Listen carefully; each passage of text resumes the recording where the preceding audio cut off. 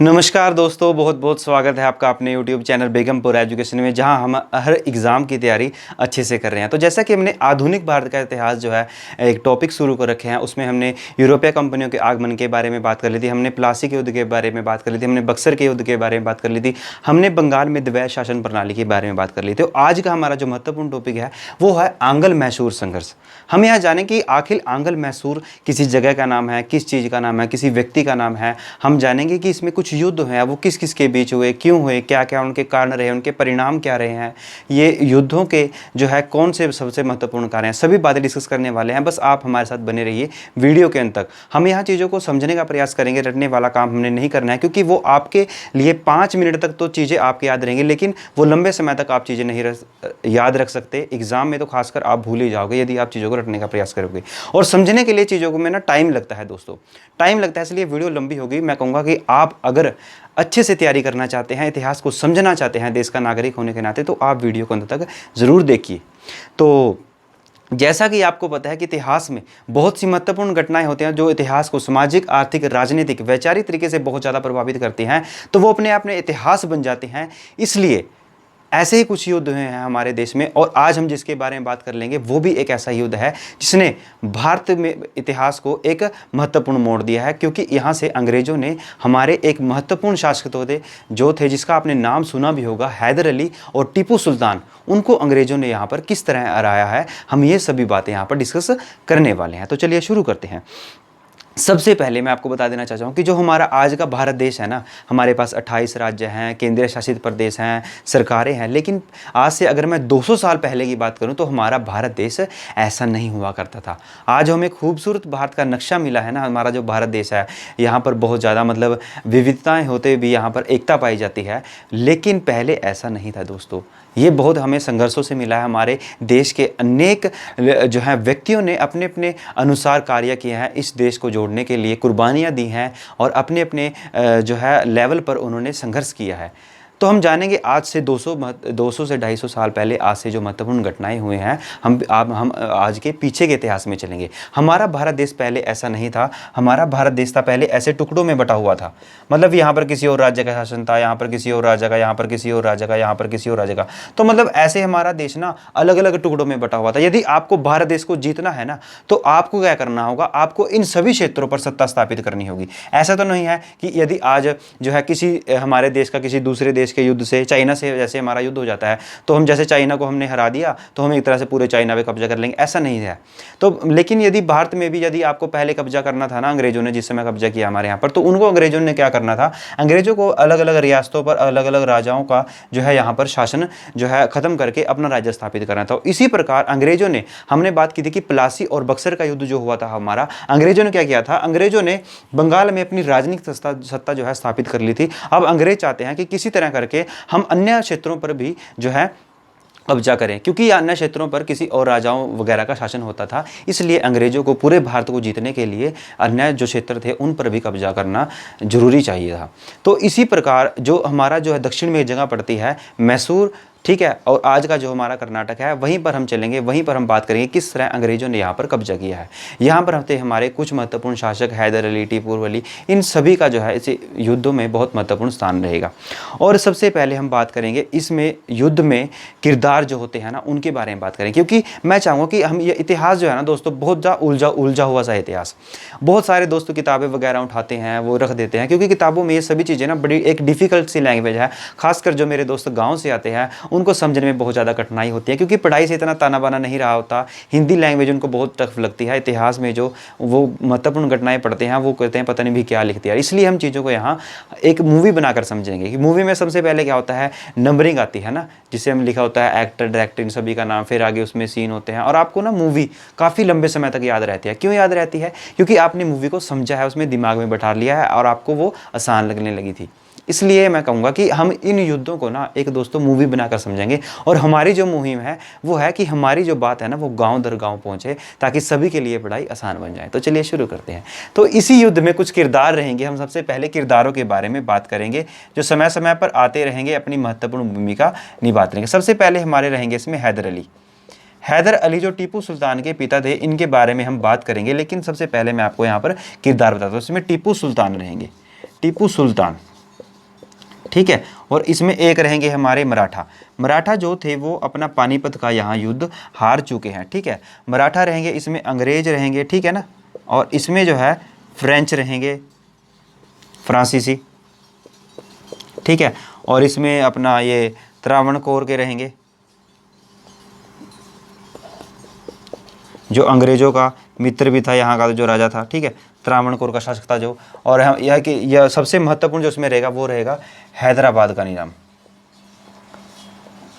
जो कभी अंग्रेज़ों की तरफ हो जाएगा, कभी अपना टीपू सुल्तान के साथ रह जाएगा, हैदर अली के साथ रह जाएगा, हैदराबाद का निज़ाम, ठीक है। तो ये थे इसमें कुछ किरदार हैं दोस्तों, जो किरदार है ना ये महत्वपूर्ण भूमिका अपनी निभाते रहेंगे। हैदर अली जी आएंगे इसमें, टीपू सुल्तान जी आएंगे, हमारे मराठा आएंगे, अंग्रेज आएंगे, फ्रेंच आएंगे, त्रावणकोर आएंगे और हैदराबाद के निज़ाम आएंगे। तो ये इसमें कुछ किरदार हैं, हम सभी को यहाँ पर डिटेल से समझेंगे, इनको जानेंगे कि ये कौन है, इनकी क्या क्या महत्वपूर्ण भूमिकाएँ रही हैं, ठीक है। तो चलिए अब हम बढ़ते हैं मैसूर की ओर। आप ये जो हमने मैसूर लिखा है ना, जो हमारा आज का टॉपिक है मैसूर, सबसे पहले तो हमें ये पता होना चाहिए, क्योंकि हम यहाँ चीज़ों का ना दोस्तों जीरो से स्टार्ट करेंगे। मैं समझूंगा कि जो हमारे दोस्त हैं उनको शायद कुछ भी नहीं पता होगा। जो मैसूर है दोस्तों, वो मैसूर ना एक जगह का नाम है, हमारे भारत देश में एक जगह पड़ती है, आज की कर्नाटक, आप सभी को पता ही होगा। और उसको ना है ना दोस्तों, उसको बोला जाता था पहले मैसूर। तो हम सबसे पहले मैंने आपको बताया था कि मैसूर एक जगह का नाम है। हम इसमें बात करेंगे कि आखिर मैसूर राज्य का उदय कैसे हुआ। जैसे हरियाणा से पंजाब बना है ना, सॉरी दोस्तों, पंजाब से हरियाणा बना है। तो जैसे आपको पता है कि पंजाब जो हरियाणा है पहले पंजाब के अधीन हुआ करता था, एक उसका भाग हुआ करता है। इसी प्रकार हम जो है यहाँ पर जानेंगे कि आखिर मैसूर जो जगह है उसका उदय कैसे हुआ, वहाँ पर किस राजा का शासन चल रहा था, हैदर अली जी ने किस तरह वहाँ पर अपना शासन जो है स्थापित किया, ये सभी बातें डिस्कस करने वाले हैं। तो हम थोड़ा यहाँ पर एक रफ मैप बनाएंगे हमारे भारत देश का, ठीक है। हमारे भारत देश का ये थोड़ा रफ मैप है, चीज़ों को यहाँ सिर्फ आप समझने का प्रयास कीजिए। तो दोस्तों ये जो जगह है ना आज की हमारी कर्नाटक, इसको हम क्या बोलते थे, इसको हम उस समय मैसूर बोलते थे, ठीक है। ये हमारी मैसूर थी उस समय जगह, ठीक है। ये हमारा त्रावणकोर था जो उस समय, आज का हमारा जो केरल है त्रावणकोर, ठीक है दोस्तों, ये त्रावणकोर है। और ये जो जगह है ना हमारी ये मद्रास, यहाँ पर अंग्रेज अपनी पहले ही सत्ता स्थापित कर चुके हैं, ठीक है। और यहाँ पर हमारा ये जो है ये हैदराबाद का निज़ाम था, हैदराबाद का निज़ाम, ठीक है। ये हैदराबाद का निज़ाम है यहाँ पर। और यहाँ पर जो है हमारे वो क्या है, वो हमारे मराठा हैं। चीज़ों को ना मैप से आप लंबे समय तक याद रखोगे, इसलिए चीज़ों को ना दोस्तों मैप से समझने का जरूर प्रयास कीजिए। तो ये जो हमारा ये वाला इलाका है ये हमारा उत्तरी सरकार है। और यहाँ पर जो हमारा जो है ये हमारा बंगाल है। यहाँ पर अंग्रेज जो है पहले ही प्लासी और बक्सर का युद्ध जीतकर अपनी राजनीतिक सत्ता स्थापित कर ले हैं। ये वीडियो यदि आपने अब तक हमारी नहीं देखी, हमारे चैनल पर जाएं और हैदर अली और उसमें अपना प्लासी और बक्सर का युद्ध आप जरूर से देखिएगा। तो क्या होता है दोस्तों, हमारे सबसे पहले हम मैसूर राज्य के उदय की बात करेंगे। आखिर मैसूर राज्य का उदय कैसे हुआ। हमारा जो भारत देश का नक्शा है ये वाला, तो उसमें जो हमारा दक्षिण वाला इलाका पड़ता है ना ये वाला, इसको आप अभी छोड़ दीजिएगा, यहाँ पर आ जाइएगा। तो हमारा जो दक्षिण वाला इलाका है एक हमारा पड़ता है ये उत्तर वाला इलाका, ठीक है। तो उस समय यहाँ पर जो है ज़्यादातर हिंदू रहते थे, ठीक है। यहाँ पर जो है मुसलमान रहते थे।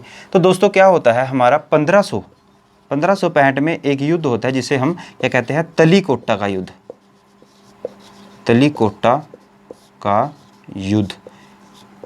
ये किस किस के बीच होता है, ये होता है हमारे एक तरफ इसमें होते हैं हमारे जो हमारे ये वाले होते हैं ना, जो उत्तर के दक्षिण के यहाँ के जो यहाँ के शासक होते हैं हमारे यहाँ के, जो यहाँ के हमारे भारत देश के शासक होते हैं उस समय के। तो यहाँ के शासक हमारे होते हैं एक तरह से हमारे गोलकुंडा के सुल्तान,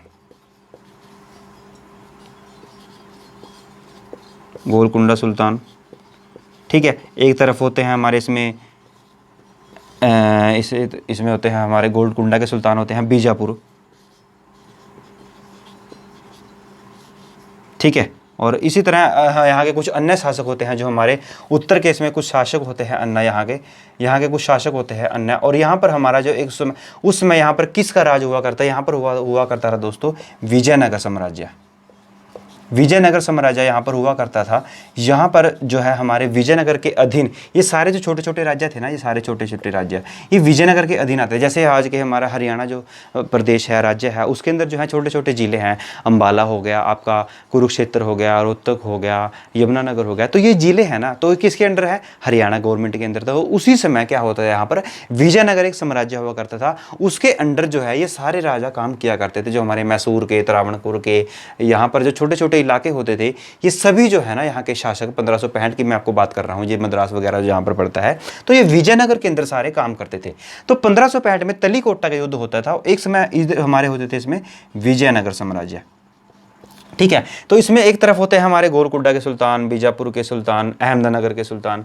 तो यहाँ पर जो है ना ये दोस्तों, इनके जो बीच है और यहाँ पर दक्षिण का जो राज्य है हमारा विजयनगर, इनके बीच युद्ध होता है 1565 में तलीकोटा का युद्ध, जिसमें विजयनगर साम्राज्य की क्या हो जाती है, इसमें हार हो जाती है। और हार हो जाने के बाद जो हमारे ये छोटे छोटे राज्य होते हैं, जो हमारे विजयनगर राज्य के अंदर आते हैं, छोटे छोटे राज्य, ये अपने आप को स्वतंत्र घोषित करना शुरू कर देते हैं, क्योंकि केंद्रीय शक्ति जो है यहाँ पर कमजोर हो जाती है। जब ये यहाँ पर छोटे छोटे राज्य अपने आप को स्वतंत्र करना घोषित कर देते हैं, तो उसी में से एक राज्य होता है जिसको हम जानते हैं किसके नाम से, उसको हम जानते हैं मैसूर के नाम से। तो उसी तरह हमारा एक यहाँ पर विजयनगर साम्राज्य से जो अलग होता है वो बनता है हमारा मैसूर राज्य, जो पहले विजयनगर साम्राज्य के अंतर्गत काम करता था, लेकिन अपने आप को अब यहाँ जो मैसूर राज्य है वो अपने आप को स्वतंत्र घोषित कर देता है, ठीक है। तो ये थी हमारे मैसूर के उदय की कहानी। इसमें क्या होता है, 1565 में तलीकोटा का युद्ध होता है। जो हमारे कुछ दक्कन के राजा महाराजा होते हैं उस समय के, गोलकुंडा के सुल्तान, बीजापुर के सुल्तान इत्यादि,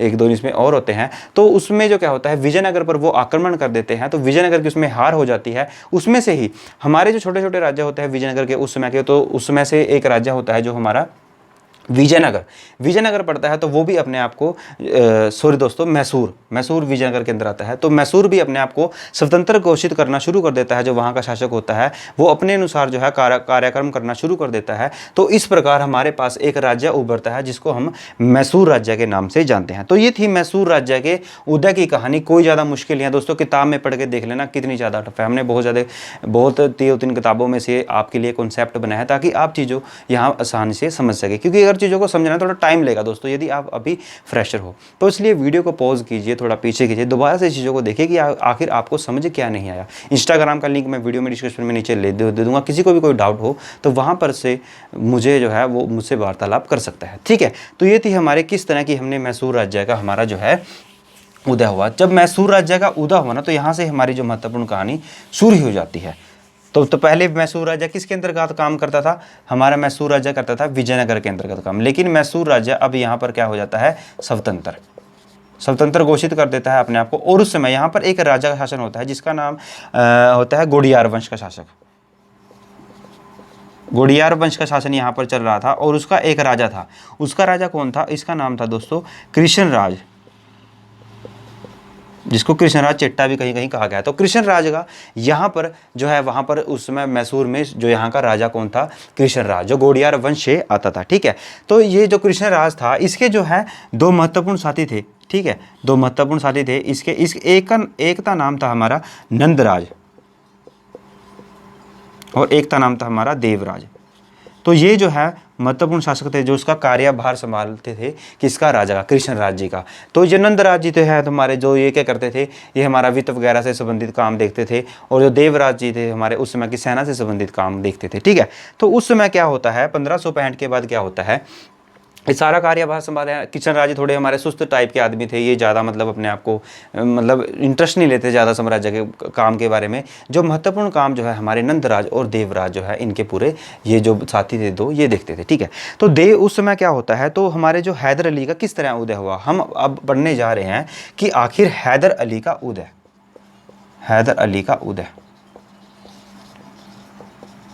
ठीक है।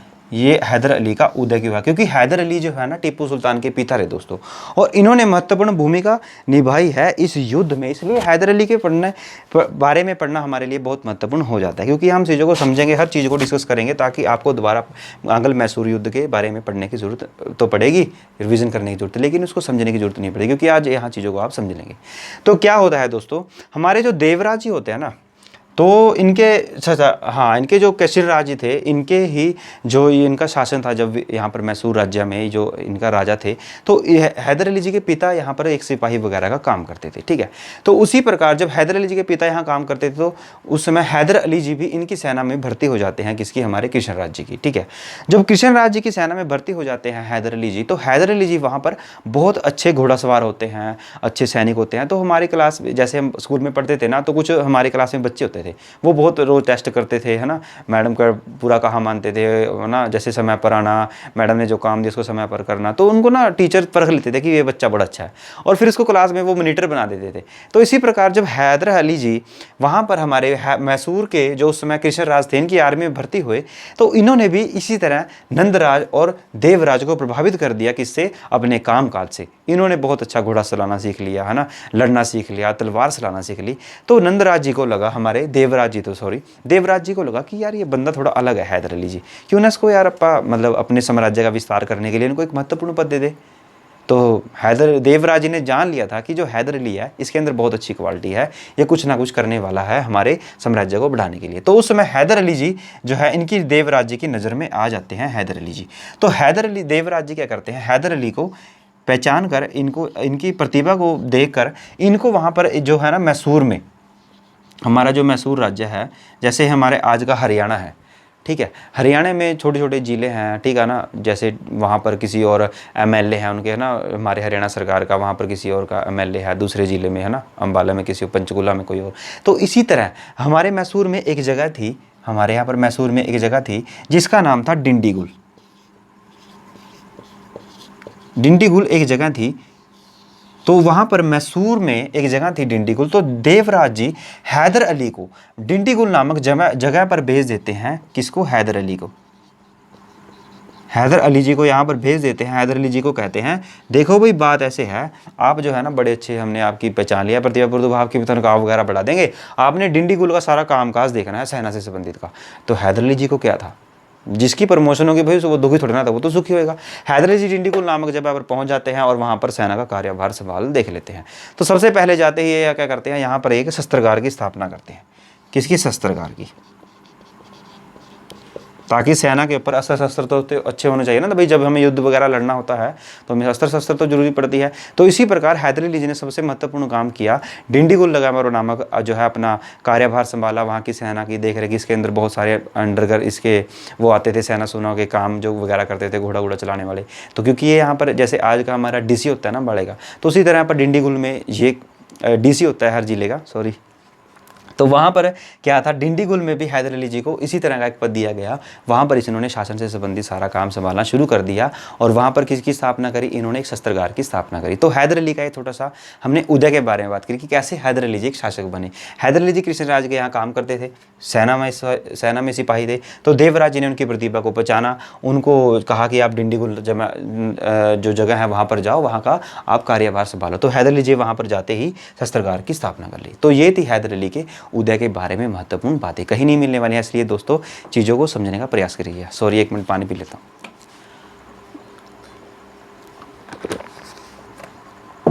तो क्या होता है इसके बाद, जब ये तो हो गई हैदर अली के उदय के बारे में बात। तो हैदर अली जब शासक बनते हैं ना, तो दोस्तों ये बहुत अच्छे अच्छे काम करते हैं। आगे देखिए हम कैसे हैदर अली जी ने अपना जो है राज्य स्थापित कर लेगा। अब मैसूर में हैदर अली का राजा बनना, ठीक है।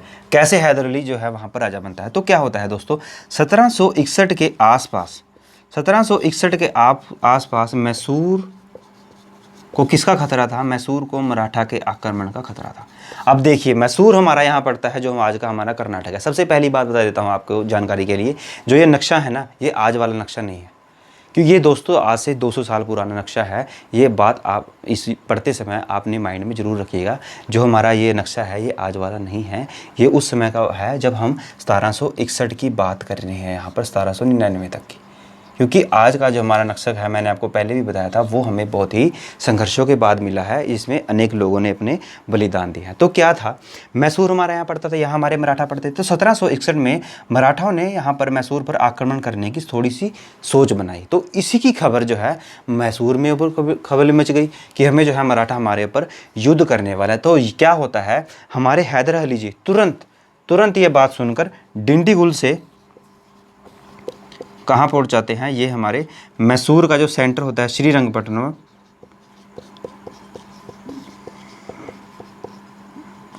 श्रीरंगपट्टनम ना उस समय मैसूर की राजधानी थी दोस्तों। तो ये श्रीरंगपट्टनम पहुंच जाते हैं जहाँ पर हमारे कृष्णराज जी शासन कर रहे थे, नंदराज जी और देवराज जी जहाँ पर गद्दियों पर बैठे होते थे। तो तुरंत मैसूर पहुंचकर हमारे हैदर अली जी, कौन, हैदर अली जी वहाँ पर पहुँचते हैं अपना यहाँ पर श्रीरंगपट्टनम में। और ये नंदराज और देवराज को हटाकर, दोनों को हटाकर इन्होंने क्या कर लिया, इन्होंने, क्योंकि दोस्तों ये ना कहा जाता है, कई किताबों में लिखा है कि इनकी उम्र वगैरह ज़्यादा हो गई थी, ये अब शासन करने के लायक उतने ज़्यादा नहीं रहे थे। तो हैदर अली जी ने इन दोनों को यहाँ से पद से हटाकर जो है अपने आप को यहाँ का क्या कर दिया, नवाब घोषित कर दिया, अपने आप को यहाँ का राजा घोषित कर दिया। किसने, हैदर अली ने, हैदर अली।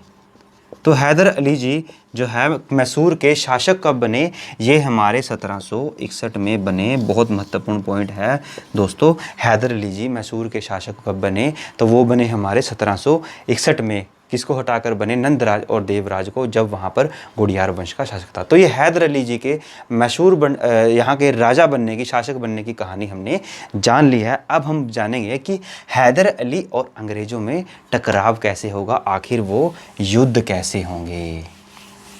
ठीक है, तो क्या होता है, अब जब हैदर अली जी नवाब बनेंगे ना, तो ये कुछ काम वगैरह करेंगे।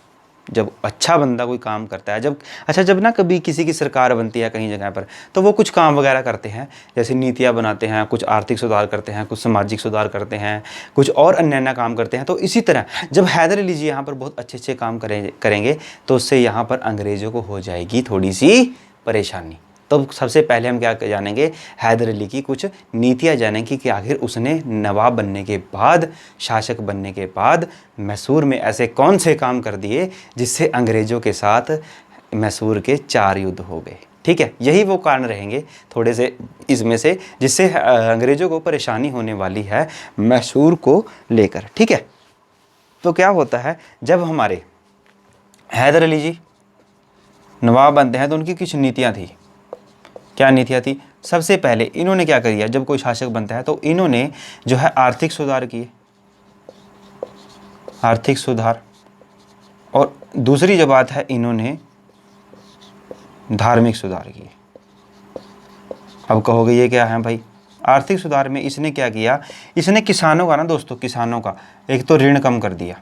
किसानों को कहा कि आपका जो है इन्होंने किसानों पर कर जो है कम कर दिया, इन्होंने कर कम कर दिया किसानों पर यदि हम कर कम लगाएंगे तो वो क्या करेंगे, अपना मुनाफा कमाएंगे, मुनाफे से वो ज़्यादा से ज़्यादा जो है फसल बोएंगे, ज़्यादा से ज़्यादा मेहनत करने का प्रयास करेंगे, क्योंकि राजा ने यहाँ उनका कम कर दिया है कर, और उनको कम कर पर उन्होंने कम ब्याज पर उन्होंने उनको ऋण देना शुरू कर दिया। तो इससे किसानों की आर्थिक आय में वृद्धि होगी। तो जब उनकी आर्थिक आय में वृद्धि होगी, वो अच्छी फसल उगाएंगे, तो उससे पूरे साम्राज्य का क्या होगा, पूरे साम्राज्य को उससे फ़ायदा होगा। उनकी आर्थिक जो है उन्नति बढ़ेगी, किसकी, मैसूर की। यहाँ पर हैदर अली जी किसानों के पक्ष में कुछ काम किए। ठीक है, और आर्थिक सुधार किए। इन्होंने धार्मिक सुधार में क्या किया, इन्होंने एक तो ना दोस्तों, हमारा जो ये मैसूर था ना, उसमें मैसूर में ज़्यादातर हिंदू रहते थे। तो इन्होंने क्या किया, जो उनके महत्वपूर्ण पद थे यहाँ पर, इन्होंने जो है हिंदुओं का जो है साथ प्राप्त करने के लिए अपने महत्वपूर्ण पदों पर उन्होंने हिंदू लोगों को जो है उन्होंने वहाँ पर भर्ती करना शुरू कर दिया। जैसे उनको किसी को कुछ बना दिया, किसी को कौन सा पद दे दिया, वो ज़्यादातर हिंदू थे, कहा जाता है ऐसा किताबों में। तो दूसरी जो बात है, इन्होंने धार्मिक सुधार के लिए इन्होंने जो कहा था ना, शिव व पार्वती की मोहरें छपवाई। कहाँ पर, सिक्कों पर। तो मैसूर में ये जो है अच्छे काम कर रहे हैं कौन, हमारे हैदर अली की नीतियाँ। तो एक तो उनकी आर्थिक सुधार किए इन्होंने, धार्मिक सुधार किए, शिव पार्वती की मोहरें लगाई, और अनेक तरह के इन्होंने क्या किया, मंदिर बनवाए। ठीक है, मंदिरों में क्या दिया, दान दिया इन्होंने। ठीक है, और तीसरी जो बात है, इन्होंने क्या किया ना, इन्होंने जो है अपना सेना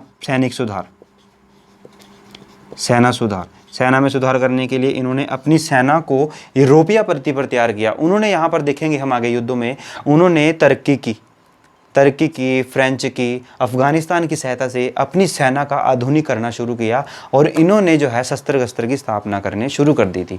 जैसे हमारे डिंडीगुल में जब ये शासक बनने से पहले इन्होंने डिंडीगुल में एक शस्त्रागार की स्थापना करी थी, वहीं पर उन्होंने उसका और ज़्यादा विकास करना शुरू कर दिया ताकि जब हमारे सैनिक होंगे उनके पास अच्छे अच्छे अस्त्र शस्त्र होंगे तभी तो वो लड़ाई लड़ेंगे ना दोस्तों आगे। तो क्या होता है, इन्होंने आर्थिक सुधार किए, धार्मिक सुधार किए, सामाजिक सुधार किए, सैनिक सुधार किए और इन्होंने क्या किया। अच्छा, किसी भी राज्य की सबसे बड़ी शक्ति क्या होती है, वो क्या होती है, यदि एक तो क्या होता है जनसंख्या का साथ, ठीक है, और दूसरी जो बात है वहां पर आर्थिक सुधार और वहां की सेना कैसी है। तो किसी भी जब राज्य को शक्तिशाली बनना होता है, एक तो जनसंख्या के साथ, यदि किसी राज्य के पास जनसंख्या का साथ है ना तो उसको बहुत ज़्यादा फायदा होने वाला है। दूसरी बात आर्थिक सुधार, यानी कि आर्थिक स्थिति वहाँ की कैसी है। आर्थिक स्थिति सुधारने के लिए हैदर अली जी ने यहाँ पर कर वगैरह कम किया, किसानों की जो है आय बढ़ाने के लिए उन्होंने एक तरह के काम किए, ठीक है, और इन्होंने सैनिक काम यहाँ पर करना शुरू कर दिए। और जब ये तीनों काम कोई करना शुरू कर देता है ना तो उस राज्य का विकास होना शुरू हो जाता है। तो यहाँ पर हैदर अली की नीतियों में सबसे महत्वपूर्ण काम इन्होंने क्या किया, उन्होंने यहाँ पर आर्थिक सुधार किए, सैनिक सुधार किए और क्या किया, जनता का विश्वास जीतने के लिए अनेक तरह के धार्मिक सुधार भी इन्होंने करना शुरू कर दिए, ठीक है। तो इस तरह हैदर अली जी ने अपनी नीतियाँ बनाकर जो है यहाँ पर मैसूर राज्य का उदय करना शुरू कर दिया, वहाँ पर उसको शक्तिशाली बनाना शुरू कर दिया। और एक क्वेश्चन कई बार एग्जाम में आ जाता है, पालीगढ़ दोस्तों, यदि आप आज की पढ़ाई कर रहे हो ना तो आज ये क्वेश्चन आने वाले नहीं है कि भाई ये प्लासी का युद्ध कब हुआ, वहाँ पर टिक लगाओ और नंबर पाओ और आप नौकरी लग जाओ, ऐसा अब क्वेश्चन नहीं आने वाले हैं। क्वेश्चन आएंगे एडवांस टाइप के, और एडवांस टाइप के क्वेश्चन समझने के लिए ना आपको पूरी कहानी समझनी पड़ेगी, पूरा डिटेल से समझना पड़ेगा। इसलिए हम यहाँ चीज़ों को डिटेल से समझने का प्रयास करेंगे ताकि आपका किसी भी प्रकार का कोई भी एग्ज़ाम आए, खासकर मेरे गाँव में जो दोस्त रहते हैं उनका कोई भी एग्ज़ाम आए तो उनका वो झट से मतलब जो है पास हो जाए, वहाँ पर अपनी मेहनत से सफल हो जाएंगे। और मेहनत दोस्तों आप अच्छे से कीजिएगा, इसलिए चीज़ों को समझने के लिए ना चीज़ों को में टाइम लगता है, इसलिए वीडियो बहुत लंबी होगी। 5 मिनट में चाहूँ तो 5 मिनट में समझा दूँ, मैं युद्ध कब हुआ डेट सारी लिखवा दूँ, पर उसका फ़ायदा नहीं है कोई भी। वो क्या, वो तो आपको कहीं भी मिल जाएगा, पढ़ लेना जिसको पढ़ना है जहाँ भी, ठीक है ना। तो पालीगढ़ जो है ना दोस्तों, ये जमींदारों के लिए प्रयोग होता था। कहाँ पर, इसका संबंध जो है ना जमींदारों से है। जमींदार मैसूर में उस समय के जो जमींदार थे, तो हैदर अली जी ने जमींदारों पालीगढ़ की व्यवस्था समाप्त की थी। अब वो पालीगढ़ क्या है, पालीगढ़ जमींदार हैं, ये कहाँ पढ़ते थे, हमारे दक्षिणी इलाके में पढ़ते थे उस समय, ठीक है। एग्जाम में यदि क्वेश्चन बने कि पालीगढ़ का संबंध किससे हैं तो वो हमारे जमींदार थे। तो हैदर अली जी ने क्या किया था, हैदर अली ने जमींदारी व्यवस्था समाप्त की थी, मतलब उन्होंने पालीगढ़ जो है व्यवस्था समाप्त करी थी, ठीक है, अपने समय में, ठीक है। ये एक छोटा सा पॉइंट था एग्जाम के पॉइंट ऑफ व्यू से, कभी एग्जाम में पूछ लिया जाए तो दोस्तों पालीगढ़ हमेशा आप याद रखिएगा, ठीक है। तो ये थी हैदर अली की नीतियाँ। हमने हैदर अली के उदय, मैसूर राज्य के उदय में बात कर ली, हमने बात कर लिया यहाँ पर हैदर अली के उदय के बारे में, हमने बात कर लिया यहाँ पर हैदर अली की नीतियाँ के बारे में। अब हम बढ़ेंगे अंग्रेज़ों के बारे में कि आखिर अंग्रेज़ों ने क्यों इनके साथ युद्ध किया, आखिर अंग्रेज़ों को क्या जरूरत पड़ गई थी कि इन्होंने इनके साथ 4 युद्ध किए मैसूर के साथ, ठीक है। तो हम बात करेंगे अब युद्ध के कारण, ठीक है। युद्ध आखिरकार अंग्रेज़ों और जो है मैसूर के बीच, अंग्रेज़ों और मैसूर के बीच जो युद्ध हुए हैं वो आखिर क्यों हुए हैं, उससे पहले मैं आपको एक यहाँ पर मैं चाहूँगा कि हम जो है ना सबसे पहले 4 युद्ध जान लें, क्योंकि कई सारे दोस्त फिर समझ नहीं पाएंगे आखिर युद्ध क्यों हो रहे हैं। तो ठीक है, तो अंग्रेज़ों और किसके, हमारे मैसूर के जो हैदर अली होते हैं शासक, उनके बीच ना 4 युद्ध होते हैं। तो वो कौन कौन से थे, सबसे पहले हमारे मैं आपको बता देता हूँ। तो सबसे पहला युद्ध होता है हमारा, जो होता है हमारा 1760 से लेकर 1769 तक, ठीक है। तो एक तरफ इसमें कौन होते हैं, एक तरफ होते हैं हमारे अंग्रेज और एक तरफ होते हैं हमारे हैदर अली, ठीक है। और जब युद्ध होता है ना तो युद्ध का कुछ ना कुछ परिणाम होता है दोस्तों। युद्ध के बाद यदि कोई भी आपके वहाँ लड़ाई झगड़ा होता होगा तो देख लेना, उसमें पुलिस वगैरह होते हैं, कुछ समझौते वगैरह करा देती है कई बार, ठीक है, कि आपने उसकी जगह पे नहीं जाना है। किसी का जगह के पीछे झगड़ा होता है ना कई बार, कि आपने भाई देखो ऐसा है, आपने ना उसकी जगह में जाना ना वो आपकी जगह में आएगा। तो युद्ध के बाद हमेशा कुछ ना कुछ जो है परिणाम होते हैं, तो कुछ संधियाँ होती है। तो इसी प्रकार इन युद्धों में कुछ ना कुछ संधियाँ होंगी चारों युद्ध के बाद। तो सबसे पहले युद्ध होता है हमारा 1760 से 1769 69 के बीच। इस तरह एक तरफ इसमें अंग्रेज होते हैं, अंग्रेज के ऑपोजिट होते हैं हमारे हैदर अली जी, और इस युद्ध का परिणाम होता है हमारा किसकी संधि होती है, हमारी मद्रास की संधि, मद्रास संधि, ठीक है, मद्रास की संधि होती है। तो दूसरा जो हमारा युद्ध होता है वो होता है हमारा 1780 से 1784 के बीच। इस एक तरफ होते, इसमें होते हैं हमारे अंग्रेज, अंग्रेजों की तरफ से कौन होता है इसमें, अंग्रेजों की तरफ से होता है इसमें वारेन हेस्टिंग, ठीक है, वारेन हेस्टिंग। एक तरफ होते हैं हमारे हैदर अली, और यहीं से इसमें जुड़ जाएंगे टीपू सुल्तान, हमारे टीपू जी। और इस युद्ध का परिणाम होता है हमारे मंगलोर की संधि। हर युद्ध के बारे में डिस्कस करेंगे, अकेले केले के बारे में, ठीक है। तो हमारा जो तीसरा युद्ध होता है जो हमारा, वो होता है हमारा 1790 से 1792। इस तरह हमारे यहाँ पर जो है अंग्रेजों की तरफ से अब कौन लड़ेंगे यहाँ पर, अंग्रेजों तो लॉर्ड वारेन, एक मिनट दोस्तों, लॉर्ड कार्निवास, लॉर्ड कार्निवास, और हम एक तरफ होंगे हमारे यहाँ पर टीपू जी, टीपू सुल्तान, और यहाँ पर संधि होगी कौन सी, श्रीरंगपट्टनम की संधि,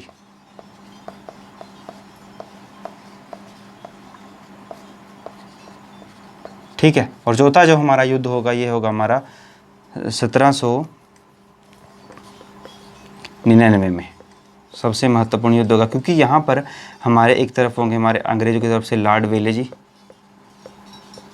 ठीक है, और हमारे कौन होने वाले हैं यहाँ पर, टीपू जी। अब इसमें क्या होगा, टीपू की हार, यानी कि यहाँ से अंग्रेज़ों का जो है अब मैसूर में उनकी सत्ता स्थापित होने वाली है। तो ये हैं दोस्तों 4 युद्ध जो हमारे अंग्रेज़ों और किसके बीच हुए, हमारे मैसूर के बीच। सबसे पहला हमारा युद्ध हुआ वो 1767 से 1769 तक। इसमें एक तरफ अंग्रेज़ थे, एक तरफ हमारे हैदर अली थे, और मद्रास की संधि हुई है। दूसरा हमारा 1780 से 1784, एक तरफ वारेन हेस्टिंग थे, एक तरफ हमारे हैदर अली थे, और एक तरफ मंगलोर की संधि होते हैं। तीसरा जो युद्ध होता है हमारा 1790 से 1792 के बीच होते हैं, और इस तरह एक तरफ हमारे होते हैं हमारे टीपू सुल्तान, लॉर्ड कार्निवास होते हैं अंग्रेजों की तरफ से, और श्रीरंगपट्टनम की संधि होती है। और हमारा चौथा युद्ध होता है 1799 में, एक तरफ होते हैं लॉर्ड वेले जी, और एक तरफ होते हैं हमारे टीपू सुल्तान, इसमें टीपू की हार हो जाती है। तो ये 4 युद्ध हैं दोस्तों, हम चारों युद्ध के बारे में डिस्कस करेंगे, इसके एक एक बात को हम जानेंगे, समझेंगे, ताकि आपका एग्जाम में कोई भी क्वेश्चन ना छूटे। और हम इस देश का नागरिक होने के नाते हमें इन युद्धों के बारे में पता होना चाहिए। हमारी गानी जो है घर घर तक, गाँव गाँव पहुँचाएंगे आप सभी हमारे साथ मिलकर, क्योंकि हम यहाँ मेहनत कर रहे हैं दोस्तों।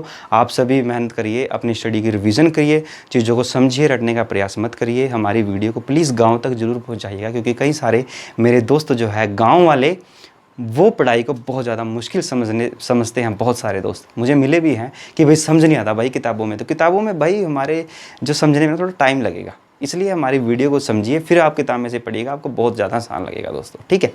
तो क्या होता है, सबसे पहले हम युद्ध करेंगे। सबसे पहले युद्ध के बारे में बात जो हमारा होता है 1767 से शुरू, और 1769 तक ये युद्ध चलेगा। एक तरफ इसमें हमारे अंग्रेज, और एक तरफ होंगे हमारे हैदर अली, ठीक है। तो सबसे पहले हम, कोई भी युद्ध होता है ना दोस्तों, कोई भी बातचीत होता है तो उसके पीछे कुछ कारण होते हैं।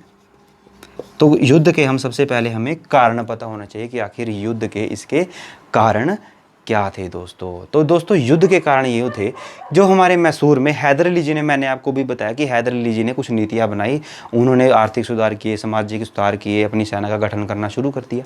और अंग्रेज क्या थे, अंग्रेजों की दोस्तों भारत में हमेशा से रणनीति रही है साम्राज्यवाद की नीति। अंग्रेज भारत में चाह रहे थे कि किसी तरह करके हम पूरे भारत में कब्जा कर लें, पूरे भारत की सत्ता हमारे हाथ में आ जाए। अंग्रेजों की हमेशा से ये फिलॉसफी रही है कि वो भारत को लूटे, यहाँ की जो ज़मीन है, यहाँ की जो फसल है, उस पर पूरा शोषण करे, किसानों का पूरा शोषण करे। तो इसी तरह अंग्रेज़ों ने हैदर अली को जब यहाँ पर उदा हो रहा था, तो उन्होंने अंग्रेज़ों की जो है शासन में एक जो है सबसे बड़ी आड़ का काम बनता है, वो कौन बनता है, हैदर अली। अंग्रेज़ों ने देखा कि हैदर अली जी जो हैं यहाँ पर लगातार सैनिक सुधार कर रहे हैं, यहाँ पर लगातार अनेक तरह के कार्य कर रहे हैं, कहीं मैसूर राज्य अधिक शक्तिशाली ना बन जाए और हमारे शासन के बीच में एक रोड़े का काम ना बने। तो इसलिए उनको ये था कि किसी भी तरह करके हमने मैसूर के शासक को थोड़ी उनकी अकल ठिकाने लगानी है। ये अंग्रेज़ कह रहे हैं कि हमें किसी तरह हमने मैसूर के शासक को हराना है, कहीं ये यहाँ पर ज़्यादा शक्तिशाली ना बन जाए और हमें यहाँ से भगा ना दे। क्योंकि अंग्रेज़ जो हैं 1765 में बंगाल में अपनी पूरी सत्ता स्थापित कर चुके हैं, बलासी और बक्सर के युद्ध के बाद, जो हमने बातें डिस्कस कर ली थी पहले, ठीक है। तो क्या है, अब अंग्रेज चाहते हैं कि हम किसी भी तरह करके हैदर अली जी जो हैं उनकी नीतियों को देखते हुए उनको यहाँ पर उनके पद से हटाना होगा, ऐसी अंग्रेज़ों की मंशा रही है। तो अंग्रेज़ों के और मैसूर के बीच में सबसे पहला युद्ध होता है 1760 और 1769 में। एक तरफ इसमें अंग्रेज़ होते हैं और दूसरी तरफ इसमें हमारे हैदर अली जी होते हैं, जो समय मैसूर के शासक हैं। तो कारण क्या थे? एक तो कारण था भी देखो अंग्रेजों की साम्राज्यवादी नीति, यानी कि अंग्रेज चाह रहे थे कि किसी तरह करके हम यहाँ भी कब्जे, मद्रास में तो वो आ ही गए थे, ठीक है। त्रावणकोर का शासक उनका मित्र था, पक्का उनका चेला था। हैदराबाद के निज़ाम जो कभी अंग्रेजों की तरफ हो जाएंगे, कभी इसकी तरफ हो जाएंगे, मैसूर की तरफ। एक तरफ हमारे मराठा हैं जो हमारा पानीपत का युद्ध हार चुके हैं, इनको आर्थिक समस्या थोड़ी इनके उसमें चल रही है, इनके शासन में, ठीक है। तो इस तरह यहाँ पर अंग्रेज जो है पूरी तरह चाह रहे थे कि किस तरह हम मैसूर के राज्य को हरा दें। तो क्या होता है, ये तो कारण रहा है कि उनकी साम्राज्यवादी नीति रही है। हैदर अली का उदय, दूसरा कारण है हैदर अली का उदय, हैदर अली शक्तिशाली बनना, हैदर अली का शक्तिशाली बनना, ठीक है। तो अब यहाँ पर अंग्रेज़ों ने किसी तरह करके एक कूटनीति बनाना शुरू कर दी। अंग्रेज़ों ने क्या किया, अंग्रेज़ों ने देखो भाई मराठा इसके पास पड़ रहा है और इसका हैदराबाद इसके पास है, तो अंग्रेज़ बंगाल में बैठे हैं। अंग्रेज़ों ने देखो हैदराबाद के निज़ाम और यहाँ पर मराठा को कहा, देखो भाई बात ऐसे है, जो मैसूर है ना, यहाँ के हैदराबाद है, वो भाई शक्तिशाली बन रहा है और वो तुम्हें किसी भी टाइम में तुम्हारे पर आक्रमण कर सकता है, तुम्हें वो हरा सकता है। अच्छा, जब हमारे यहाँ पर क्या होता है, हमारे यहाँ पर हमारे पड़ोसी की तरक्की होती है ना, पड़ोसी जब हमारा शक्तिशाली बनता है तो हमें कोई ना कोई दिक्कत होने शुरू हो जाती है ज़्यादातर। अच्छा यार, ये तो हमें तो कल ये करने लगेगा, वो करने लगेगा। तो इसी प्रकार अंग्रेज़ों ने क्या किया, अंग्रेज़ किसके पास गए, मराठा के पास गए, हैदराबाद के पास गए, निज़ाम के पास। इन्होंने इसको कहा कि देखो भाई ऐसे है, अगर तुम्हें यहाँ पर अपना राज्य स्थापित ठीक रखना है ना, तो तुम्हें किसी ना किसी तरह करके हैदर अली को हराना पड़ेगा, हैदर अली को थोड़ा शांत करना पड़ेगा, वो ज़्यादा ऊपर उठ रहा है। अंग्रेज़ों ने यहाँ पर किसका सहारा लिया, कूटनीति का, कूटनीति का सहारा लिया। इसने क्या किया, इसने किसके पास गए, हमारे एक तरफ थे हमारे अपना इसमें मराठा के पास गए और किसके पास गए, हमारे हैदराबाद के निज़ाम, हैदराबाद के निज़ाम के पास गए। इन्होंने इसको कहा देखो भाई ऐसे है बात, तो ये जो है हमारे हैदर अली जो है ये यहाँ पर बहुत ज़्यादा फ्रूट रहे हैं, यदि आप अपने साम्राज्य को सुरक्षित करना चाहते हैं जो उसके पास पड़ रहे हैं, तो किसी तरह करके भाई इसको शांत उठाओ, हम तुम्हारा साथ देंगे। तो यही बात ना हैदर अली जी को पता चल जाती है किसी ना किसी तरह करके, क्योंकि जो पहले के राजा महाराजा होते करते थे ना, इनके दूत वगैरह होते थे किसी ना किसी, मतलब है ना, कि भाई इन्फॉर्मेशन ले आना, ये ले आना। जैसे हम कहानी नाटकों वगैरह में देखते हैं, वो जाता है चुपके चुपके से बातें सुनता है, राजा को बता देता है कि राजा जी आपके भी तो वहाँ पर ऐसे षड्यंत्र चल रहा है। तो इसी तरह ये अंग्रेज़ जो है यहाँ पर काम कर रहे हैं कि किसी तरह करके कि हम हैदराबाद के जो नवाब को यहाँ से हटा दें। तो अंग्रेज़ों ने कूटनीति का सहारा लिया, मराठा को अपने कब्जे में कर लिया, हैदराबाद के निज़ाम को अपने कब्जे में कर लिया। तो जब भी ये बात हमारे किसको पता चलती है, हमारे हैदर अली को पता चलती है जब ये बात, तो हैदर अली जी भी चौकस हो जाते हैं। हैदर अली जाते हैं मराठा के पास, हैदर अली जी मराठा के पास गए, मराठा को कहा देखो भाई बात ऐसे है यार, हम तुम्हें कुछ नहीं कहेंगे, ये तो मतलब तुम हमारे साथ क्यों लड़ रहे हो, तुम क्यों उनके साथ अंग्रेज़ों के साथ लड़ रहे हो, ठीक है, हमने तुम्हारा कुछ बिगाड़ा है। तो मराठा ने कहा नहीं। तो भी अंग्रेज़ों ने हैदराबाद के मैसूर ने कहा देखो अगर तुम्हें हमारी बातों पे शक है ना, तो हम तुम्हें 25 लाख रुपए देते हैं। 25 लाख इन्होंने क्यों दिए, क्योंकि उस समय मराठा जो है पानीपत का युद्ध हार चुके थे और उनकी आर्थिक स्थिति अच्छी नहीं थी, वो उनका मतलब थोड़ा गरीब वगैरह में चल रहा था, राजा जो शासन वगैरह था। तो मराठा को उन्होंने 25 लाख दिए, तो उन्होंने कहा देखो भाई आप साइड हो जाओ, आप युद्ध में हमारे ना हो। तो फिर वो जाते हैं हमारे मैसूर के जो हैदर अली जी हैं, वो हैदर अली जी किसके तरफ जाते हैं, हमारे दूसरी तरफ जाते हैं हमारे हैदराबाद के निज़ाम के पास। इसको जाते हैं तो उसको कहते हैं देखो भाई तुम युद्ध में ना हो यार, तुम्हें क्या है यार, हमने तुम्हारा कुछ बिगाड़ा है। तो हैदराबाद के निज़ाम जी को कहते हैं, हैदर अली जी, कि भाई तुम हमारे जो है थोड़ा बहुत यहाँ पे जो मतलब व्यापार वगैरह, उसमें थोड़ा व्यापार वगैरह कर लिया करो, ठीक है, इससे तुम्हारा थोड़ा फ़ायदा हो जाएगा। तो हैदराबाद के निज़ाम और मराठा ये तो युद्ध से जो हैं कट जाते हैं। अब युद्ध से ये बाहर बचे अंग्रेज। अंग्रेज़ों ने कूटनीति का सहारा लिया था, अंग्रेज़ों ने इनको अपनी तरफ करने की कोशिश किया था। तो इसी प्रकार हैदराबाद के निज़ाम जो हमारे हैदर अली थे, हैदर अली ने भी क्या काम किया, हैदर अली ने भी मराठा और अपने निज़ाम को ख़रीद लिया, इनको अपनी तरफ कर लिया। अब अंग्रेज़ों यहाँ पर अकेले रह गए थे। तो इस समय एक महत्वपूर्ण घटना होती है हमारी 1760 और 1769 के बीच में। अब क्या होता है, हमारा प्रथम आंग्ल मैसूर युद्ध।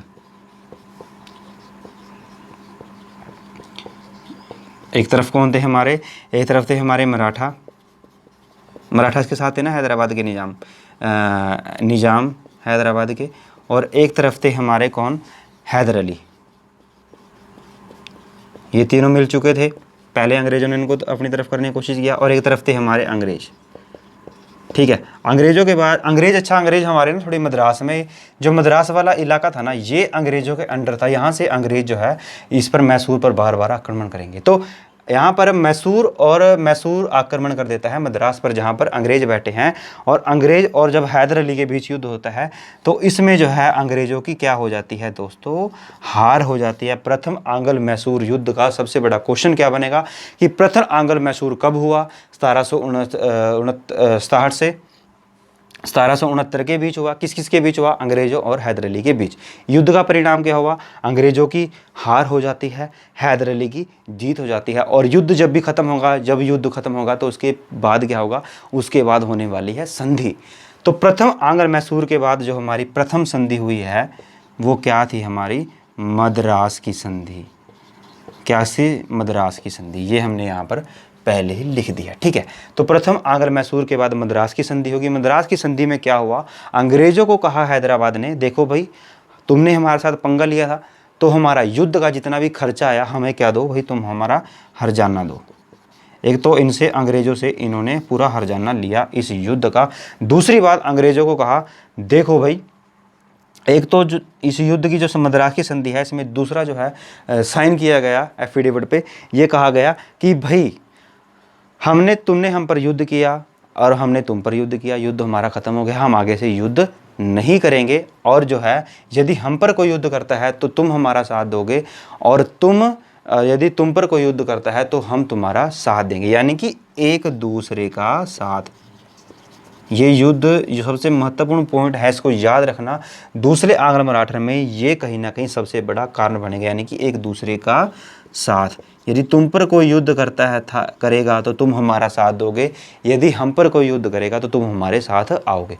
तो यहाँ पर हो जाती है कहानी ख़त्म पहले आंग्ल मराठा युद्ध की, ठीक है। तो पिक्चर तो अभी बाकी है मेरे दोस्त। अभी यहाँ पर अंग्रेज़ों को क्या था कि किसी तरह करके हम यहाँ पर मैसूर में अपनी सत्ता स्थापित कर लें। इसका हैदर अली का तो मुंह बंद करना पड़ेगा, इसको तो चुप करना पड़ेगा। तो दूसरा युद्ध होता है अब हमारा आंग्ल मैसूर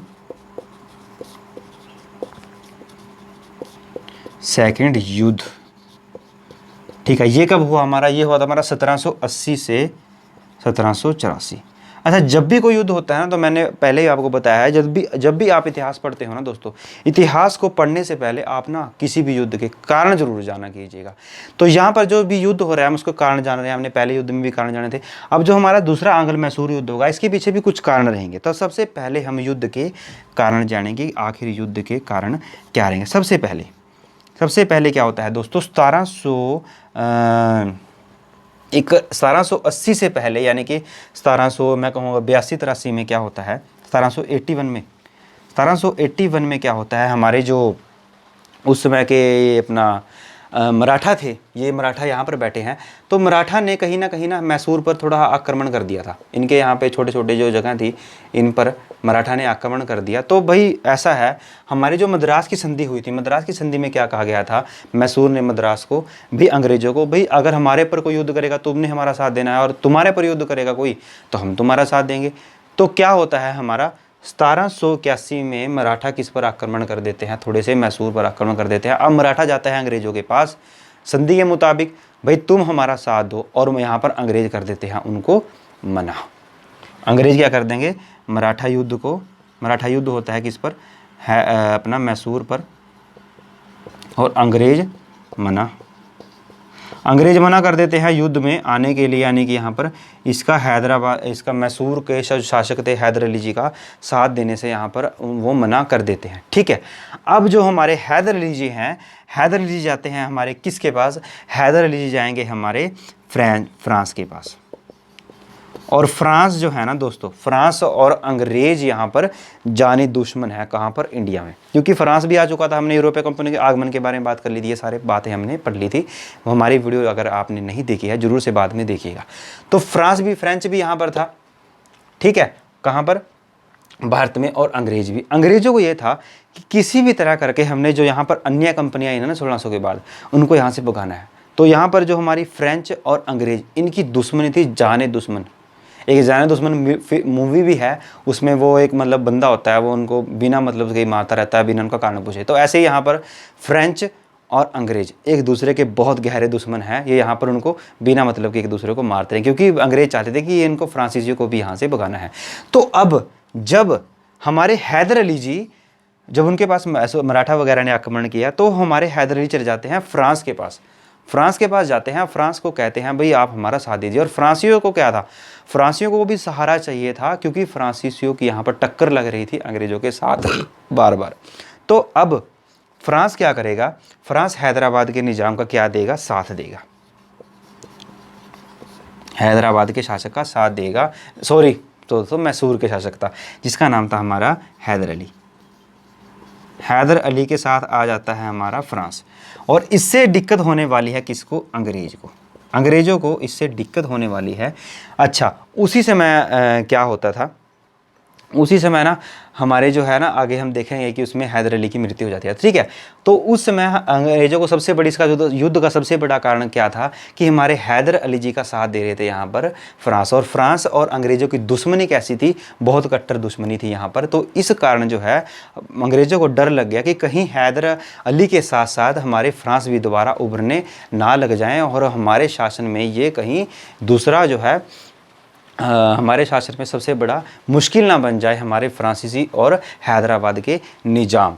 तो उस समय अंग्रेज़ों और फ्रांसीसियों के बीच जो है बड़ी तकड़ी दुश्मनी थी, और ये जो है दुश्मनी यहाँ पर युद्ध में अपना काम दिखाएगी। हमारा 1780 और 1785 के 84 में हमारा दूसरा आंग्ल मैसूर युद्ध होता है। एक तरफ होते हैं हमारे इसमें अंग्रेज, और एक तरफ कौन दे रहे हैं हमारे हैदर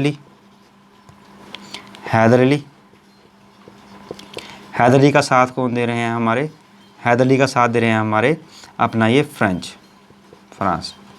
फ्रांसीसी। ठीक है, तो ये युद्ध होता है हमारा 1780 1784 के बीच युद्ध चलता रहता है। तो क्या होता है 1782 में एक महत्वपूर्ण घटना होती है।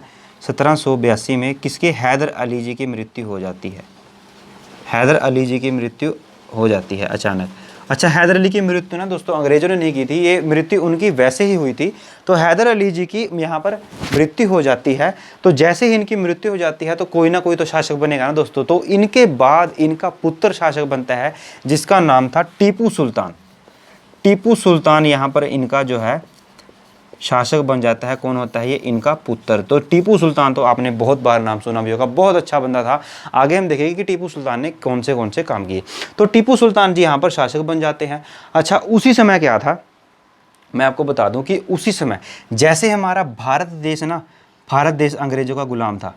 ठीक है, भारत देश अंग्रेजों का गुलाम था ना, तो उसी तरह हमारा एक तो अफ्रीका और उत्तरी अमेरिका, आपको पता था उत्तरी अमेरिका, ये जो अमेरिका है ये भी अंग्रेज़ों का, यहाँ भी यूरोपियों का जो है यूरोपियों का उपनिवेश था। यानी कि यूरोपीय यहाँ भी जो है अपने शासन स्थापित करने में लगे हुए थे अमेरिका वगैरह में।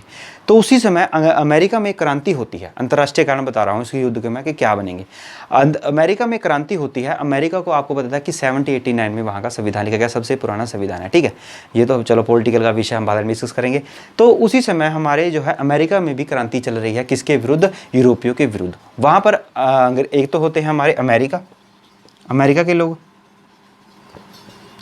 अमेरिका के लोग किसके विरुद्ध क्रांति कर देते हैं यहाँ पर? यूरोप के बीच, यूरोप के विरुद्ध। तो इसमें एक तरफ होता है हमारा ब्रिटेन, एक तरफ होते हैं अमेरिका के लोग। तो यहीं पर हमारा जो है अमेरिका में यहाँ पर फ्रेंच भी था, ठीक है। फ्रेंच यहाँ पर साथ दे देता है किसका? अमेरिका के लोगों का। फ्रेंच साथ देता है यहाँ पर अमेरिका के लोगों का। तो जब हमारा यहाँ पर फ्रेंच का अमेरिका के लोगों के साथ साथ मिल जाता है तो यहाँ पर ब्रिटेन को भगा दिया जाता है, कहाँ से? अमेरिका से, और अमेरिका की यहाँ पर आज़ादी मिल जाती है। तो इसी दौरान चल रहा है दोस्तों ये युद्ध, ये मतलब हमारी अंतर्राष्ट्रीय क्रांति। ये हमारा 1765 और 1785 के बीच चल रही है, ठीक है। ये जो हमारी ये कहानी मैं आपको बता रहा हूँ अलग से 2 मिनट के लिए।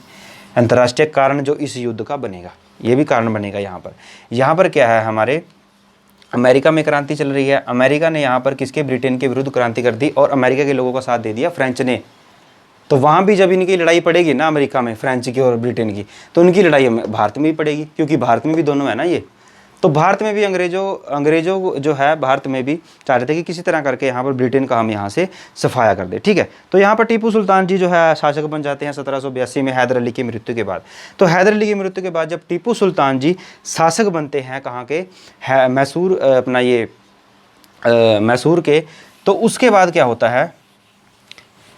तो ये भी काम वगैरह करते रहते हैं, युद्ध वगैरह चलता रहता है। तो युद्ध के बाद क्या होता है? युद्ध के बाद दोस्तों एक परिणाम युद्ध का होता है 1782 में, 1784 में दोस्ती, 1784 में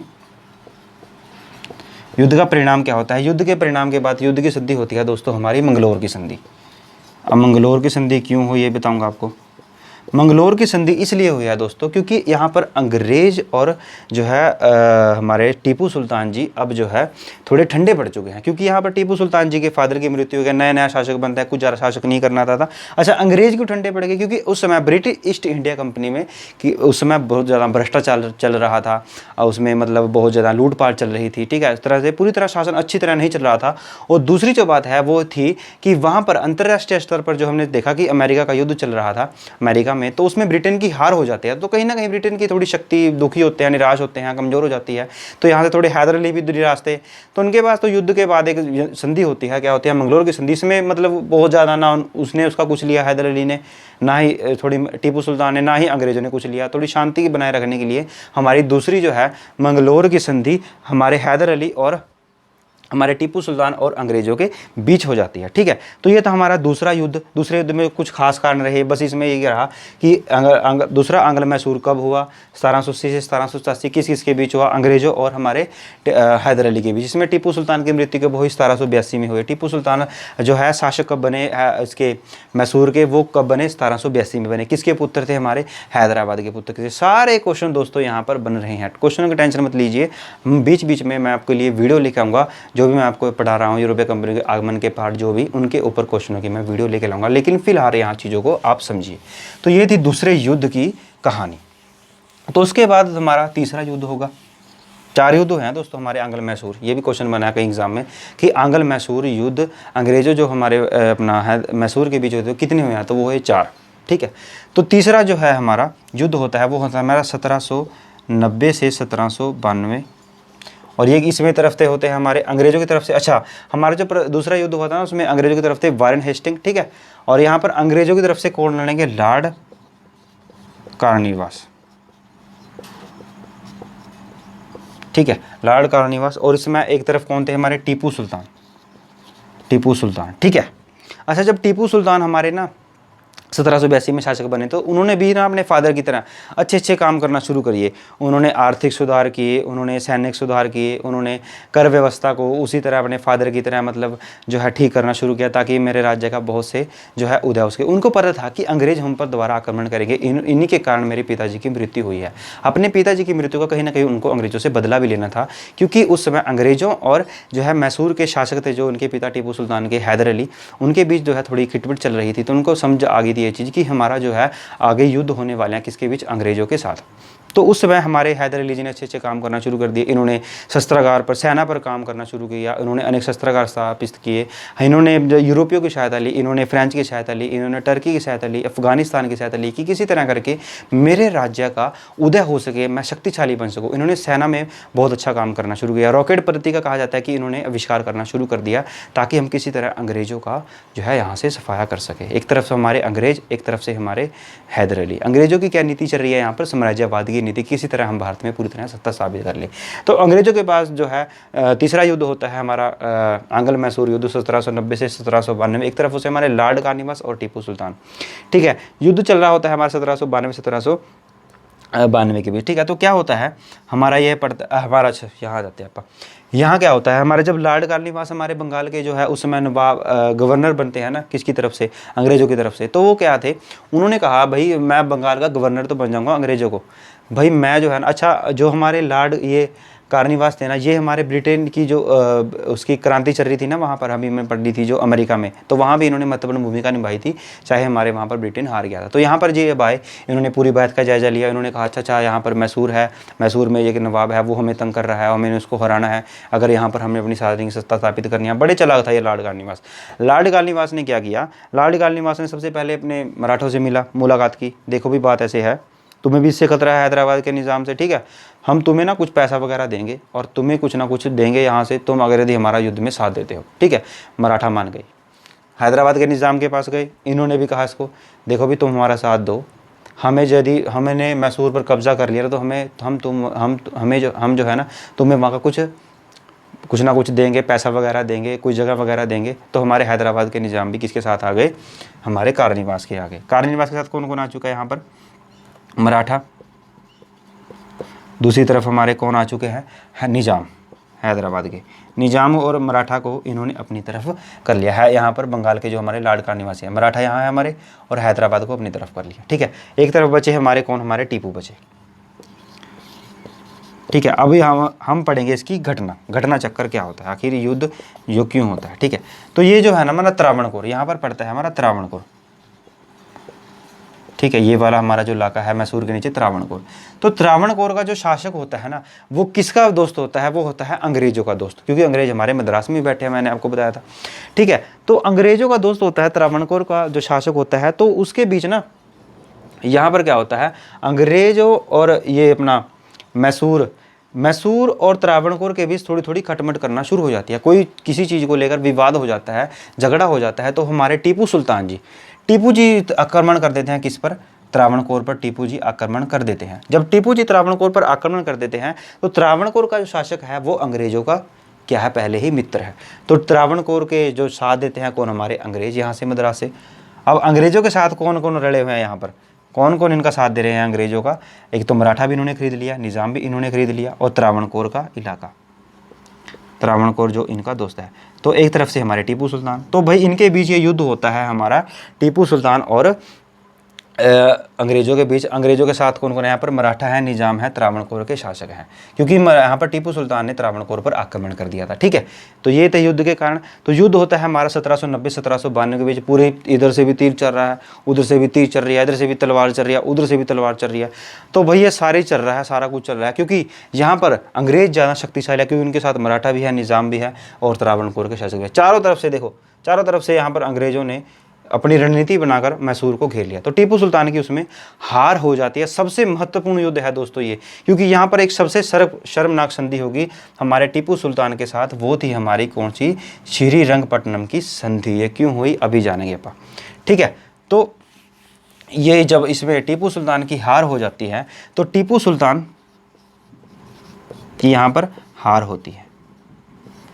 हार के बाद क्या होता है, इसके बाद इसके साथ टीपू सुल्तान के साथ एक संधि की जाती है जिसका नाम है श्रीरंगपट्टनम। श्रीरंगपट्टनम की संधि की जाती है किसके साथ? टीपू सुल्तान के साथ। कौन करता है? हमारे लॉर्ड कार्निवास करते हैं। और श्रीरंगपट्टनम क्या थी? मैसूर की, उस समय मैसूर की राजधानी थी। तो इससे क्या होता है, अंग्रेज इससे क्षेत्र ले लेते हैं, इसके क्षेत्र पर कब्जा कर लेते हैं मैसूर, यानी कि ये जो हैदराबाद मराठा और हमारे अंग्रेज हैं वो अब मैसूर के अंदर एंटर कर जाएंगे। यानी कि अंग्रेजों ने क्या किया, अंग्रेजों ने इनके साथ संधि की थी मैसूर के युद्ध से पहले 3 लॉर्ड कार्निवास ने मराठों के साथ की, तुम हमारा साथ दो, हम तुम्हें कुछ ना कुछ देंगे। तो इन्होंने क्या किया, इन्होंने जो यहाँ का इलाका था मैसूर का, वो किसको, मराठाओं को दे दिया। ऐसे ही हैदराबाद के साथ की थी, तो हैदराबाद भी इन्होंने हैदराबाद को भी दे दिया। अब बचा कौन, अंग्रेज। अंग्रेजों ने त्रावणकोर के साथ मित्रता थी, तो इन्होंने क्या किया, इन्होंने इसकी जो राजधानी थी श्रीरंगपट्टनम, इसकी राजधानी पर ही कब्जा कर लिया टीपू सुल्तान की। तो यहाँ पर इन्होंने अब इसके पूरे क्षेत्र पर कब्जा कर लिया। अच्छा, जो ये अंग्रेज थे ना, ये बड़े चालाक थे दोस्तों। चालाक क्यों थे, इन्होंने क्या किया, इन्होंने मराठाओं को पता कौन सा इलाका दिया, जो उपजाऊ ज़्यादा नहीं था, जिसमें मतलब ज़्यादा फसल वगैरह नहीं होनी थी, वो वाला इलाकों ही इन्होंने अंग्रेज़ों ने इनको मराठाओं को दिया। और क्यों दिया हैदराबाद के निज़ाम को ऐसे इलाके, क्योंकि कहीं इनको भी अगर हमने अच्छा इलाका दे दिया और ये शक्तिशाली बन गए ना, तो कल को ये हमें भी कल को ये मतलब जो है बंदूक वो दिखाएंगे। तो इसलिए अंग्रेज बड़े चालाक थे। अंग्रेजों ने अपने पास कौन से इलाके रखे, अंग्रेजों ने अपने पास श्रीरंगपट्टनम संधि से वो इलाके रखे जो बहुत ज़्यादा उपजाऊ थे, जो उनको बहुत ज़्यादा पैसा वगैरह देने वाले थे। क्योंकि अंग्रेजों यहाँ पर भारत से व्यापार करने भी आए थे, उन्होंने यहाँ से भर भर के झोलियाँ यूरोप ले जानी थी। तो जो फसल वाला इलाका था, उपजाऊ इलाका था, वो वाला इन्होंने अपने पास रख लिया। अच्छा, अंग्रेजों ने ना मैसूर पर, यहाँ पर जो ये समुद्री इलाका है मैसूर, ये अंग्रेजों को ना यहाँ से जो हमारे जो मतलब तटीय इलाके हैं, इनको इनसे बड़ा प्यार है। जैसे बंगाल में भी इन्होंने क्यों विजय प्राप्त करी, क्योंकि बंगाल में भी ना हमारे यहाँ पर ये कौन सा इलाका लगता है, समुद्री इलाका, ताकि यहाँ से हम जहाज़ वगैरह अपने आसानी से यूरोप भेज सके। तो इसी प्रकार मैसूर से भी ये तटीय इलाका था, यहाँ से भी वो अपने जहाज़ वगैरह आसानी से कहाँ पर यूरोप भेज सकते थे।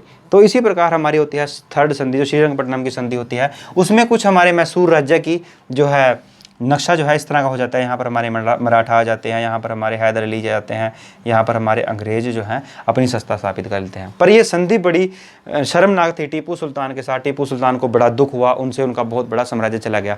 और इस संधि के बाद श्रीरंगपट्टनम से उन्होंने बहुत सारा मैसूर का राज्य तो लिया ही लिया, इलाका तो इन्होंने 3 करोड़ भी दोस्तों 3 करोड़ इन्होंने हमारे टीपू सुल्तान जी से लिए। और इनके 2 बच्चों को इन्होंने बंदी बना लिया, 2 बच्चों को इन्होंने बंदी बना लिया। अंग्रेजों ने यहाँ पर बड़ी कूटनीति का सहारा लेकर ये हमारा थर्ड आंग्ल मैसूर युद्ध किया, इसमें श्रीरंगपट्टनम की संधि हुई। अब हम बात करेंगे चौथे आंग्ल मैसूर युद्ध के बारे में, ठीक है। तो चौथा आंग्ल मैसूर हमारा कब होता है दोस्तों, हमारा ये होता है हमारा 1799 में। कब, किस किस के बीच हुआ, एक तरफ थे हमारे लॉर्ड वेले जी अंग्रेजों की तरफ से, और कौन थे, हमारे टीपू थे एक तरफ, ठीक है। तो क्या होता है, जब हमारे जो हमारा थर्ड युद्ध हुआ था, उसमें श्रीरंगपट्टनम की संधि में टीपू सुल्तान को बड़ा दुख हुआ, उनसे बहुत बड़ा साम्राज्य चला गया। तो जब ऐसे उनको दुखी थे, तो उनको ये था कि किसी तरह करके अंग्रेजों के साथ दोबारा टक्कर मैंने लेनी ही लेनी है। और उस तरह दूसरी तरफ अंग्रेज भी थे कि अब तो जो है टीपू सुल्तान जी थोड़े कमज़ोर पड़ गए हैं, उनको हमने बहुत ज़्यादा क्षेत्र छीन लिया है, तो उनको अब हमारे मतलब जो है कठपुतली बनने वाला है, इनको तो हमने हराना ही हराना है। किसी तरह करके हमने इनको टीपू सुल्तान को यहाँ से ख़त्म करना ही करना है। जब टीपू सुल्तान जी शासक थर्ड इसके युद्ध के, अच्छा 1790 से 1792 के बाद 1799 में युद्ध होता है, तो इसके बीच कुछ ना कुछ चलता है दोस्तों। क्या चलेगा, टीपू सुल्तान जी जो है हमारे टीपू जी, वो क्या करेंगे, वही दोबारा सेना पे काम करेंगे। और इन्होंने क्या किया, इन्होंने हमारे तुर्की जो है हमारा अफ़गानिस्तान है, हमारा अफ़गानिस्तान हो गया हमारा, ठीक है। और इन्होंने क्या किया, इन्होंने फ्रेंच का पूरा सहारा लिया। ये तुर्की के पास गए, अफ़गानिस्तान के फ्रेंच के पास गए, इन्होंने यहाँ पर दूत वगैरह भेजे, कहा जाता है कि टर्की वगैरह में, कि आप हमारा साथ दे दीजिए। क्योंकि जो है ना तुर्की, अफ़गानिस्तान और फ्रेंच, ये यहाँ पर ब्रिटेन के यूरोप में कट्टर दुश्मन है। वहाँ दुश्मन है तो यहाँ भी इनके दुश्मन है, यहाँ पर ये तुर्की वगैरह। तभी हमारे जो टीपू सुल्तान जी है इनके पास गए कि देखिए आपका दुश्मन हमारे वहाँ भी बैठा है, हमें तंग कर रहा है। इन्होंने कहा जाता है कि इनके पास दूत वगैरह भेजे, लेकिन कहा जाता है कि इन्होंने सहायता भी नहीं की इनकी, पर इन्होंने कोशिश तो की ना।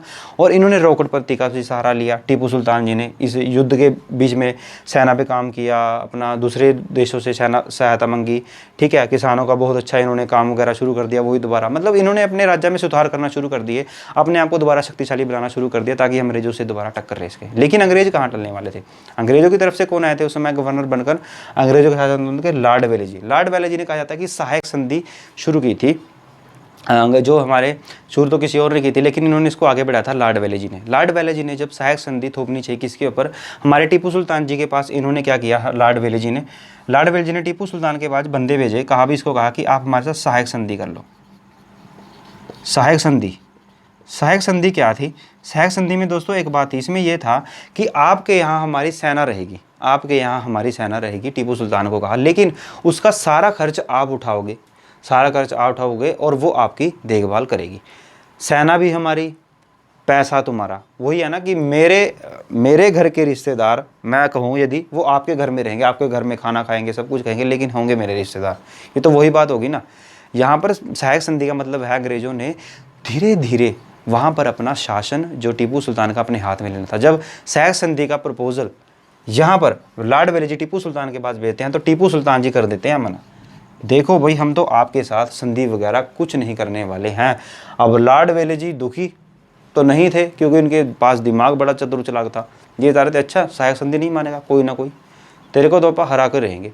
तो इन्होंने फिर दोबारा मराठा हैदराबाद इनके साथ दोबारा मीटिंग करी। देखो भाई हमारे साथ आओ, ये टीपू सुल्तान जी हमें आग दिखा रहा है, कल को तुम्हें भी दिखाएगा। कूटनीति का सहारा ले रहे हैं पूरा यहाँ पर लॉर्ड वेलेजी। तो इसी कारण हमारा 1799 में क्या होता है, हमारा तीसरा युद्ध होता है आंग्ल मराठा युद्ध, आंग्ल मैसूर युद्ध सॉरी।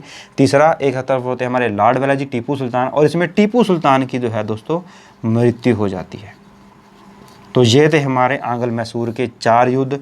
हमारे क्यों हुए, किस किस के बीच हुए, मैसूर का उदय क्या हुआ, कैसे हुआ, ठीक है, टीपू सुल्तान कौन थे, हैदर अली कौन थे, सभी बातें हमने जान ली है दोस्तों।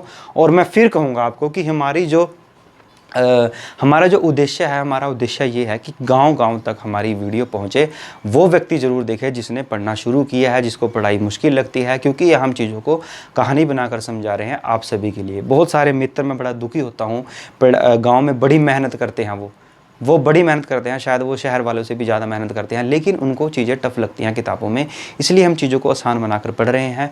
आपका बस यही मेरी आपसे आशा है कि आप हमारी वीडियो को गांव दर गांव ज़रूर पहुंचाएं, ताकि हमारे सभी दोस्त जो है गांव से वो इतिहास को जान सके, सभी चीज़ों को आसानी से समझ सके। बहुत जल्दी हम पोल्ट्री वगैरह के लेक्चर की भी लेकर आएँगे, ताकि आपको सभी चीज़ें हम यहाँ आसानी से करवा सकें। अब आप कहोगे कि 1799 में मृत्यु होगी टीपू सुल्तान जी की, आगे क्या होगा, थोड़ा सा वो भी बता देता हूँ आपको, सारा कॉन्सेप्ट भी तो क्लियर करना है ना हमने। तो क्या होता है, हमारे द्वारा से मैसूर में गोड़ियार वंश की स्थापना हो जाती है। गोड़ियार वंश को दोबारा शुरू किया जाता है, जो हमने शुरू में जिसके बारे में बात की थी। तो गोड़ियार वंश की जब यहाँ पर दोबारा शासन संस्था स्थापित हो जाती है, तो उसमें से क्या होता है, हमारे जो अब जो शासक बनेंगे ना गोड़ियार वंश के शासक, वो स्वतंत्र नहीं होंगे। स्वतंत्र क्यों नहीं होंगे, क्योंकि उनको अंग्रेजों ने स्थापित किया है। वो किसके काम अंडर काम करेंगे, वो अंडर करेंगे किसके काम, अंडर करेंगे वो अंग्रेजों के काम, ठीक है। तो ये थी हमारे पूरे आंग्ल मैसूर युद्ध की कहानी की बात। इसमें से बहुत ज़्यादा क्वेश्चन बनते हैं दोस्तों हर एग्ज़ाम के लिए, उसकी वीडियो मैं अलग से लेकर आऊँगा। फिलहाल यहाँ आप चीज़ों को समझिए, रटने का प्रयास मत कीजिएगा, शॉर्टकट मारने के चक्कर में मत रहिए। यदि आपको अच्छे से पढ़ाई करनी है, हर एग्ज़ाम की चीज़ें लंबे समय तक याद रखनी है, तो हमारे साथ जुड़े रहिए। चैनल को सब्सक्राइब कीजिए, अपने दोस्तों के साथ वीडियो को ज़्यादा से ज़्यादा शेयर कीजिए, अपनी स्टडी की रिविज़न करते रहिए। धन्यवाद।